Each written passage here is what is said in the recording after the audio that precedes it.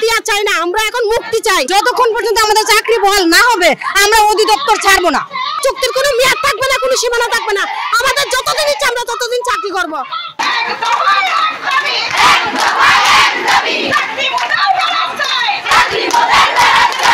আমাদের দাবি হচ্ছে, আমাদের একটাই দাবি, আমরা চাকরি চাই, আমাদের চাকরি কন্টিনিউ চাই। আমরা পেড পেয়ার ভলান্টিয়ার দৈনিক মজুরি ভিত্তিক চুক্তির মাধ্যমে আমরা এখানে সরকারি বয়সীমা মেনে আমরা চাকরিতে নিযুক্ত হয়েছি। এখন আমাদের এখানে প্রতি বছর আমাদেরকে কন্টিনিউ করে এভাবে করতে করতে 8টা বছর, আমাদেরকে 10টা বছর এখানে আমরা চাকরি করেছি। যেহেতু আমরা সরকারি বয়সীমা মেনে এই চাকরিতে এসেছি, তাহলে আমাদেরকে এখন আমরা অন্য কোথাও কাজে যোগদান করার আমাদের আর কোনো সুযোগ নাই। আমাদের সরকারের যে বয়স 30 বছর, এই বয়সীমাটা আমাদের পেরিয়ে গেছে। এখন আমরা অন্য কোথাও ঢুকতে পারবো না। আমরা চাই আমরা এই চাকরিটা আমাদের জন্য শিথিল করা হোক, বয়সীমা শিথিল করে আমাদেরকে, ওনারা যদি প্রকল্পে আমাদেরকে নিয়োগ দিতে না পারে। আমরা চুক্তি আর চাই না, আমরা এখন মুক্তি চাই। আমরা এখন এই চুক্তি থেকে মুক্তি হয়ে আমাদের বয়স সীমা শিথিল করে আমাদেরকে যে FW পদ সৃষ্টি করে আমাদেরকে আবারও কন্টিনিউ করা হোক। যেহেতু আমরা পরিবার পরিকল্পনার অভিজ্ঞ কর্মী, আমরা দীর্ঘ 10 বছর কাজ করেছি। তারা নতুন নিয়োগ বন্ধ করে আমাদেরকে বয়স শিথিল করে যে FW পদ সৃষ্টি করে আমাদেরকে নিয়োগ দেয়। আর যদি চুক্তিতে যায় তাহলে চুক্তির কোনো মেয়াদ থাকবে না, কোনো সীমানা থাকবে না।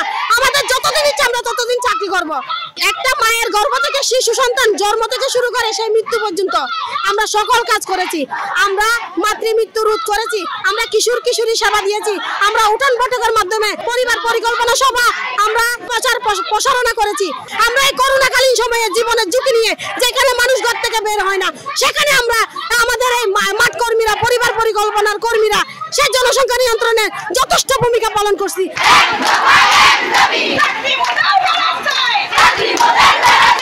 আমরা এখন পর্যন্ত কোনো ধরনের আশ্বস্ত পাইনি। আমাদেরকে উপর থেকে বলা হচ্ছে আমরা যেন আমাদের সরকারের কাছ থেকে আমাদের চাকরি নিয়ে আসি, সেই ক্ষেত্রে ওনারা কাজ করবেন। তো আমাদের ঊর্ধ্বতন কর্তৃপক্ষ যারা আছে ওনারা তো সরকারেরই লোক। আমরা ডিপার্টমেন্টের জন্য এত কাজ করেছি, আমরা কমিউনিটি ক্লিনিক, স্যাটেলাইট ক্লিনিক, করোনাকালীন সময়ে আমাদের কোনো ছুটি ছাটা ছিল না। ভ্যাকসিন গ্রহণ থেকে শুরু করে প্রত্যেকটা কার্যক্রমের সাথে আমরা সম্পৃক্ত থেকেছি।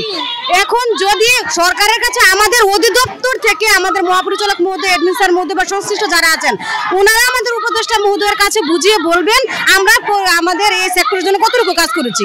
এখন আমরা আসতেছি, আমরা অলরেডি পুলিশের কাছে পর্যন্ত আটক হয়েছি। এভাবে এতগুলো 3686টা পরিবার এভাবে আমরা আজকে অধিদপ্তরের সামনে আন্দোলন করতেছি, রাস্তা রাস্তা ঘুরতেছি, থাকতেছি।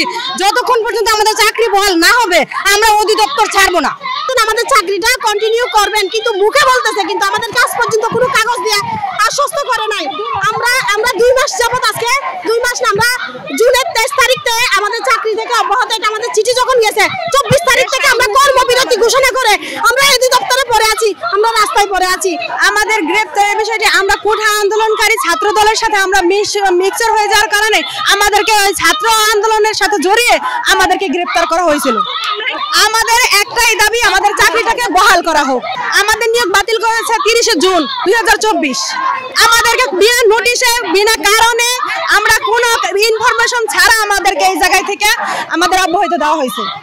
সংবাদ, ফিচার ও অনুষ্ঠানের জন্য ভিজিট করুন সংবাদ প্রকাশের ওয়েবসাইট এবং যুক্ত থাকুন ফেসবুক পেজ ও ইউটিউব চ্যানেলের সঙ্গে।